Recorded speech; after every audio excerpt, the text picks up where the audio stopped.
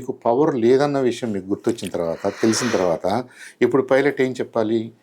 ఆటోమేటిక్గా మరి రిపోర్ట్ చేయాలి. నాకు పవర్ లేదు, మేము అసెంట్ చేయలేకపోతున్నాము, పవర్ ఫెయిల్యూర్ అయింది, థ్రస్ట్ లేదు, ఫ్లాప్స్ పనిచేయట్లేదు, వాట్ ఎవర్ ఇట్ ఈస్. ఇన్ని మాటలు చెప్పే టైం కూడా లేదు కాబట్టి వాళ్ళు వెంటనే మేడే కాల్ ఇచ్చుంటారు. మేడే అంటే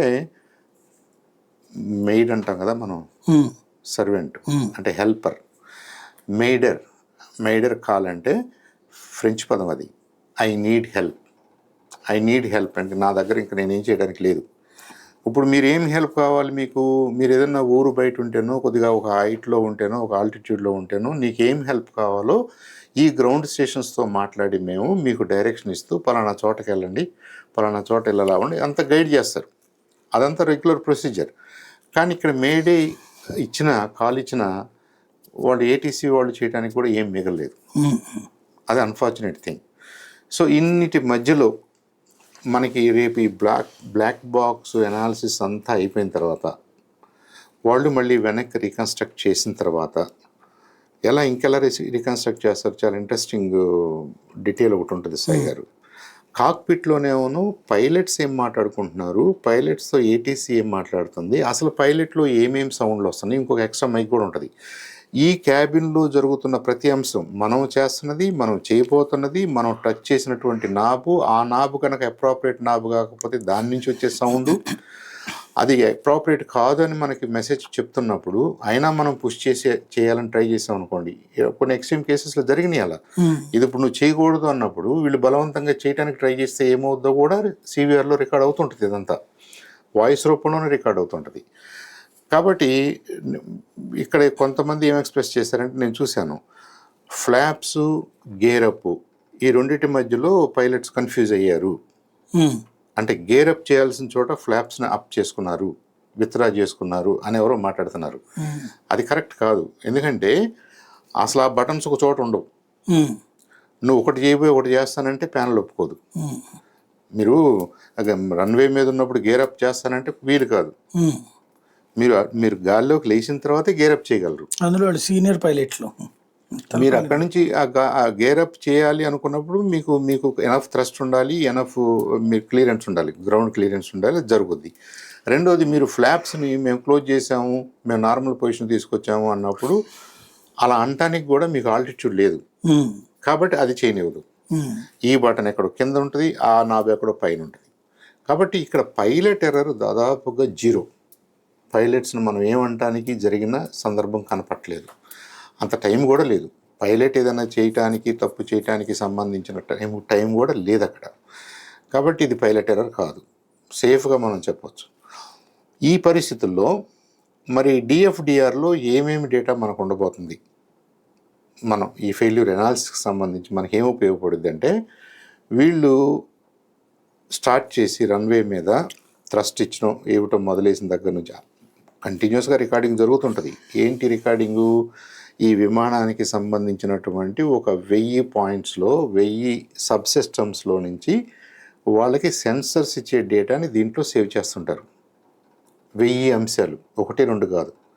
మీకు టైర్ ప్రెషర్ దగ్గర నుంచి, బ్రేకుల దగ్గర నుంచి, మీ న్యూమాటిక్ సిలిండర్స్ ఎలా పంప్ అవుతున్నాయో, ఏమవుతున్నాయో దాంట్లో నుంచి, పవర్ సిస్టమ్స్ నుంచి, మీ బాత్రూమ్ డోర్స్ లాక్ అయినాయో ఓపెన్గా ఉన్నాయా, డోర్ క్లోజ్ అయ్యి ఉందా, డోర్ ఓపెన్గా ఉందా, ఇలాంటి అన్ని విషయాల గురించి రీడ్ చేస్తూ ఉంటుంది. ఇప్పుడు రేపు ఈ ఢిల్లీ ల్యాబ్స్ నుంచి ఏదైతే డిఎఫ్డిఆర్ ఎనాలిసిస్ అయిపోద్దో ఇవన్నీ వీళ్ళు బ్యాక్ రీకన్స్ట్రక్ట్ చేస్తారు. ఇది ఎప్పుడు దాకా ఉంది? విమానం ఆ మెడికల్ హాస్టల్లో ఏదో ఆ బిల్డింగ్ మీద పడిపోయిన తర్వాత ఈ డిఎఫ్డిఆర్ ఈ బ్లాక్ బాక్స్ అనేది ఆ బిల్డింగ్ మీద ఎక్కడో వీళ్ళు రికవర్ చేస్తారు. అంటే లాస్ట్ మినిట్ వరకు దాదాపుగా ఉంది, assuming that power is available to black box. ఇది ఇంకో సమస్య. ఇప్పుడు సిస్టమ్ పవర్ పోయింది అంటున్నాం, మరి బ్లాక్ బాక్స్కి రికార్డింగ్కి దానికి పవర్ ఉంటుందా? ఉంటుంది. అది ఎలా చేస్తారంటే, అసలు దాని పవర్ సోర్స్ వేరు, మిగతా సిస్టమ్స్కి ఉన్న పవర్ సోర్స్ వేరు. మీరు అన్నీ ఫెయిల్ అవ్వచ్చాము, కానీ లాస్ట్ సెకండ్ వరకు నిప్పుల్లో కాలిపోయి పడిపోయి వైర్లన్నీ కాలిపోయినప్పుడు దాకా ఇది పనిచేస్తూనే ఉంటుంది. ఈ బ్లాక్ బాక్స్ అనేది, దానికి పవర్ సప్లై ఉంటుంది. కాబట్టి లాస్ట్ మినిట్లో వాళ్ళు బిల్డింగ్ మీద హిట్ అయ్యేంత వరకు కూడా డిఎఫ్డిఆర్లో రికార్డ్ అయ్యి ఉంటుంది. రికార్డ్ అయ్యి ఉంటుంది. ఆ డేటా రికార్డరు, ఫ్లైట్ డేటా రికార్డర్లో ఏముందో దాన్ని బట్టి మనం ఇప్పుడు వెనక్కి రావాలి. ఈ వెనక్కి వస్తే ఇదంతా ఆర్గ్యుమెంట్స్, మనం చూసింది, మనం విన్నది, ఆ తర్వాత ర్యాట్ అనేది డిప్లాయ్ అయిందని ఇంకొక అంశం కూడా మాట్లాడుతున్నారు కదా. వీళ్ళు టేక్ ఆఫ్ టైంలోనే గ్రౌండ్ను వదిలిపెట్టగానే పవర్ సిస్టమ్ ఫెయిల్ అయింది అని అర్థమైంది. కాబట్టి ఆటోమేటిక్గా ఈ ర్యాట్ అనే ఒక ఎయిర్ టర్బైన్ ఒకటి కిందకు వచ్చేసి అదేం చేస్తుంటే మనకి ఎదురుగా ఎయిర్ వస్తుంది కదా, ఒక చిన్న జనరేటర్ లాగా అనుకోండి, ఒక చిన్న డైనమో లాగా, మనకి చిన్నప్పుడు కార్లకు మనం వీల్స్కి పెట్టుకునేవాళ్ళం. సో ఈ ఫ్యాన్ తిరుగుతూ ఉంటుంది, ఈ జనరేటర్ తిరుగుతూ ఉంటుంది, ఎంతో కొంత పవర్ వస్తుంది. ఈ ఎంతో కొంత పవర్ అనేది ఎమర్జెన్సీకి ఉపయోగపడుతుంది. సో ఈ ఈ ర్యాట్ అనేది డిప్లాయ్ అయింది, అదే బూ అనే సౌండ్ వచ్చింది ఆ చిన్న వీడియోలో అని కూడా మాట్లాడుతున్నారు. కాబట్టి నా ఉద్దేశం టేక్ ఆఫ్కి ఫ్యూ సెకండ్స్ ముందు కానీ, టేక్ ఆఫ్ టైంలో కానీ, టేక్ ఆఫ్ జరిగిన తర్వాత ఫ్యూ సెకండ్స్కి కానీ ఇది పవర్ సిస్టమ్ షట్ డౌన్ అయిపోయింది. అది ఎందుకు అయింది అన్న దాని మీద ఇక future action course of action ఉంటుంది. ఓకే, అంటే ఇక్కడ 2 పాయింట్స్. ఒకటి ఏంటంటే కింద ఉన్న, అంటే ఇప్పుడు దానికి పవర్ రావాలంటే ఈ ఫ్యూయల్ ఇవన్నీ ఉండాలా. ఫ్యూయల్ది అయిపోయాక చెక్ లిస్ట్ అదంతా కింద గ్రౌండ్ స్టాఫ్ చేస్తారు కదా, దానికి సంబంధించినటువంటిది ఓపెన్ అయ్యి ఉండాలి. అది లాక్ చేశారు. లాక్ చేయడం వల్ల వీళ్ళ దగ్గర ఉన్నటువంటి రిజర్వ్డ్ ఆయిల్ వరకే వాడటం వల్ల అది అయిపోయిన తర్వాత ఇదేమో కిందది క్లోజ్ అయిందని వీళ్ళకి తెలియకపోవడం వల్ల పవర్ జనరేట్ కాలేదు అన్నటువంటిది ఇంకొక వాదన. అంటే చాలామంది ఎవరికి తోచింది వాళ్ళు చెప్పుకొచ్చేటటువంటి దాంట్లో అదొకటి. ఇవి పాసిబిలిటీస్, మనం అలా ఊహించడానికి ఏ ఇబ్బంది లేదు. కానీ మీరు ఫిజికల్ ఎయిర్ క్రాఫ్ట్ని ఎప్పుడన్నా చూస్తే, మీరు ఎక్కినప్పుడు కానీ డోర్స్ దగ్గర కానీ మీరు ఏదైతే ఆపరేట్ చేస్తున్నారో దానికి సంబంధించిన కీకి ఇంత పొడవున ఒక రిబ్బన్ ఉంటుంది, రెడ్ రిబ్బన్. ఈ రిబ్బన్ వేలాడుతూనే ఉంటుంది. ఇది మీరు తీస్తేనే అది ఎంగేజ్ అవుద్ది. ఇది మీరు తీసినట్టుగా చెక్ లిస్ట్లో మీరు టిక్ పెట్టుకోవాలి. ఇది నేను చేసేసానని మీరు అనటానికి, మీరు చేసేసానని నేను అనుకుంటానికి అలా కుదరదు. నేను అడుగుతాను మిమ్మల్ని, ఫలానా కీ తీసారా, ఫలానా ఎనేబులర్ తీసారా, ఉందా, ఇన్ పొజిషనా, అవుట్ ఆఫ్ పొజిషనా, మీరు నాకు 1 by 1 చెక్ చేయాలి. ఇది మీకు సిబిఆర్లో రికార్డ్ అవుద్ది. అడుగుతారు, పైలట్ అడుగుతారు, వీళ్ళని స్పెసిఫిక్గా అడగాలి, గ్రౌండ్ స్టాఫ్ అడగాలి. అందుకని పైలట్ వెళ్ళి కూర్చుని హెడ్ ఫోన్ పెట్టుకుని మాట్లాడుతూ ఉంటాడు. గ్రౌండ్ స్టాఫ్ ఏం చేస్తున్నారో కూడా, తను ఏమేమి చెక్ చేసుకోవాలో కూడా అడుగుతుంటాడు. మీకు అది చేశారా, ఇది చేశారా, ఇది చేశారా, ఇది చేశారా, చివరికి డోర్స్ ఎనేబుల్ చేస్తున్నాము, డోర్ క్లోజ్ చేస్తున్నాం అంటారు. డోర్ని క్లోజ్ చేయటం, ఎనేబుల్ చేయటం అంటే ఏంటంటే, డోర్ క్లోజ్ అయిన తర్వాత నిదానంగా మనం కొంత హైట్కి వెళ్ళే కొద్దీ ప్రెషరైజ్ చేయాల్సి వస్తుంది ఛాంబర్ని. సో అది కూడా మీరు గమనిస్తే, డోర్ క్లోజ్ చేసిన తర్వాత కూడా ఒక రిబ్బన్ తీస్తారు వీళ్ళు, ఒక కీ తీస్తారు. అది ఎందుకు తీస్తున్నారు, అది తీసినట్టు మీరు కన్ఫర్మ్ చేయాలి. అక్కడ ఒక చెక్ పాయింట్ ఉందన్నమాట. ఈ pilot who is monitoring, PM అని ఎవరైతే ఉన్నారో అతని దగ్గర ఈ చెక్ లిస్ట్ అంతా ఉంటుంది. అతను మిమ్మల్ని అడుగుతాడు, లేదా మీరు చెప్పిన దానికి అతను కన్ఫర్మ్ చేస్తాడు. ఓకే, దీంట్లో మాన్యువల్ ఎర్రర్స్ జరిగినాయి అయితే నాకు కనిపించట్లేదు సాయి గారు. ఓకే, రెండోది ఏంటంటే, ఎయిర్ ఫ్యూయల్ కంటామినేషన్ అనేది ఎవరో మాట్లాడుతున్నారు. అసలు ఈ ఫ్యూయల్ సిస్టమ్ ఎలా ఉంటుంది దాన్ని కూడా మనం కొద్దిగా అర్థం చేసుకోవాలి. మీరు ఎయిర్ క్రాఫ్ట్ కిందకు వచ్చిన తర్వాత 2 వింగ్స్ ఉంటాయి కదా, ఈ వింగ్స్లోనే ఫ్యూయల్ స్టోర్ అయ్యి ఉంటుంది. అదే దాని ఫ్యూయల్ ట్యాంకు. వింగ్స్లో ప్రధానంగా ఫ్యూయల్ ఉంటుంది.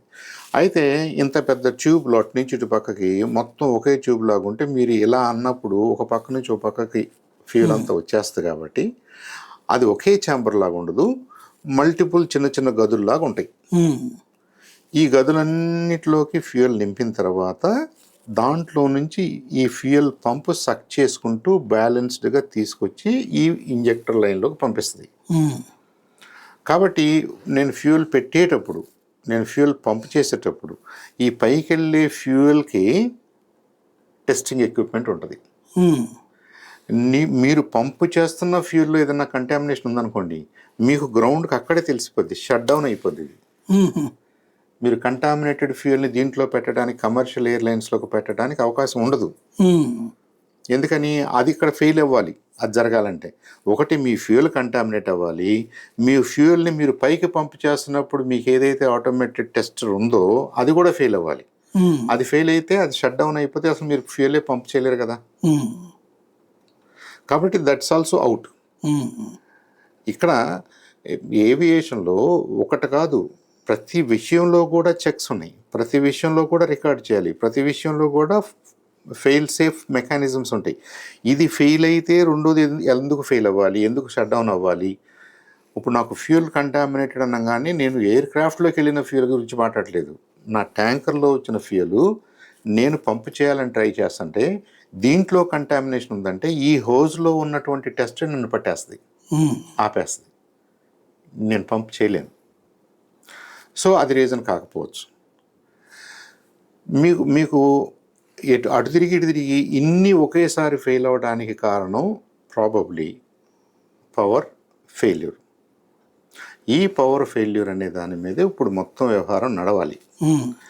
దీనికి కూడా ఇది ఎక్విప్మెంట్ ప్రాబ్లం అనే దానికంటే దీన్ని సరైన టైంలో మెయింటైన్ చేయక లేదా రీప్లేస్ చేయక ఈ ఆక్సిలరీ పవర్ యూనిట్స్ అలా ఉంటని పనిచేస్తున్నాయి.